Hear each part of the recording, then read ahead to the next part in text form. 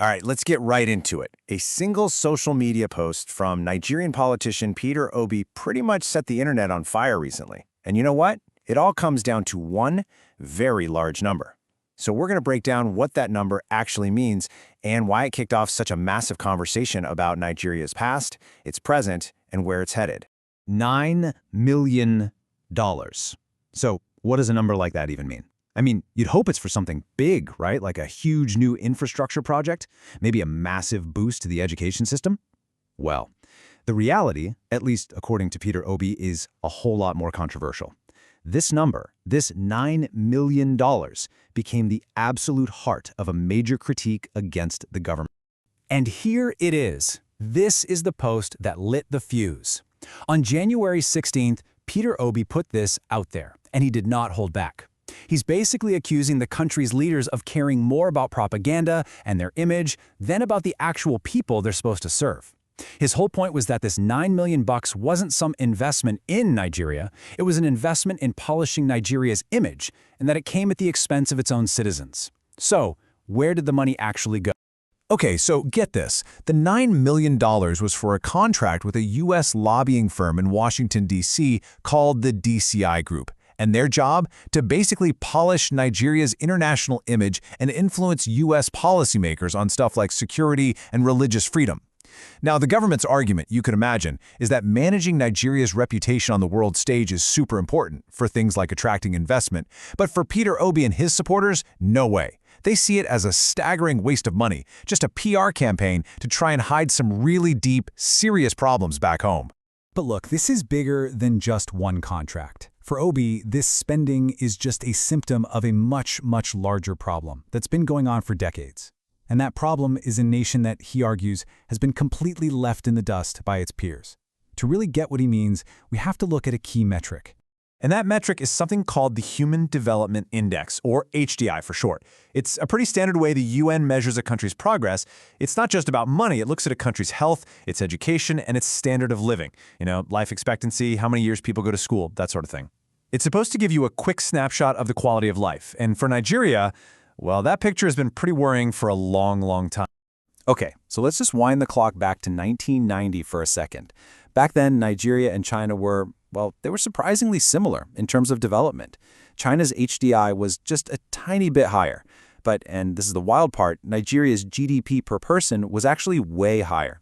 They were basically peers, starting from almost the same point.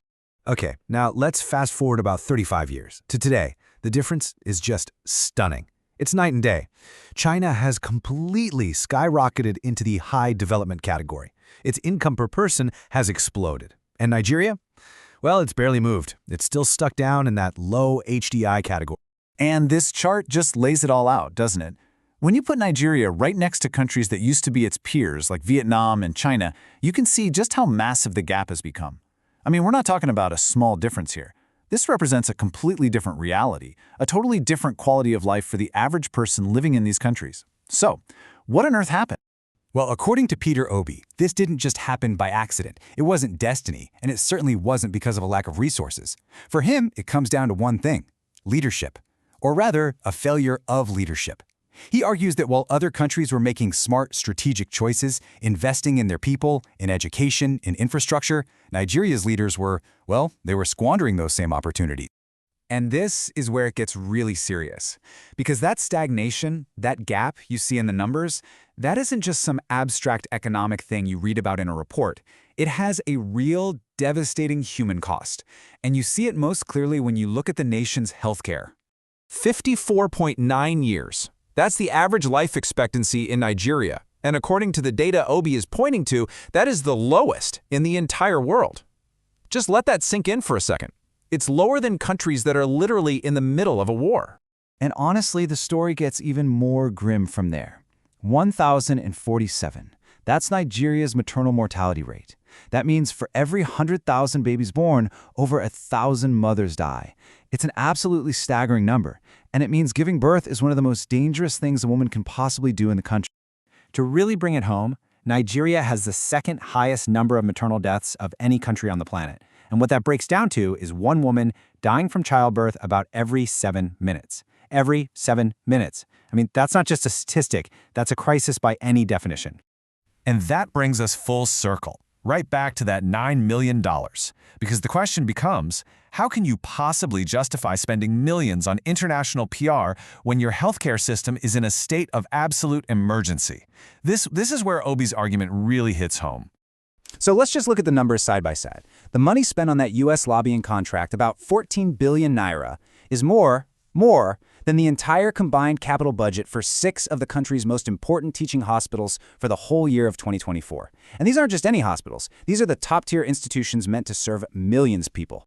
And we're talking about specific major hospitals here. We've got the University College Hospital in Ibadan, the Ahmadu Bello University Teaching Hospital in Zaria, one from each geopolitical zone.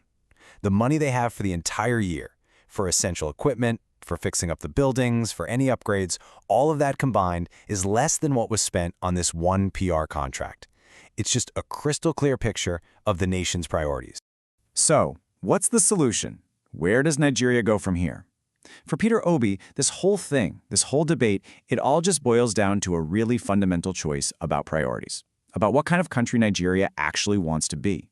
And his core message is this: the problem isn't a lack of money. I mean, Nigeria is a nation rich in resources. But the problem, he says, is a lack of leadership, a lack of will to actually put that money where it matters most, into the things that save lives and build a real future for its people. So in the end, this whole debate about $9 million is really about something much, much bigger.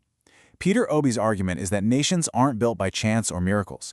They're built by choices, deliberate, conscious choices.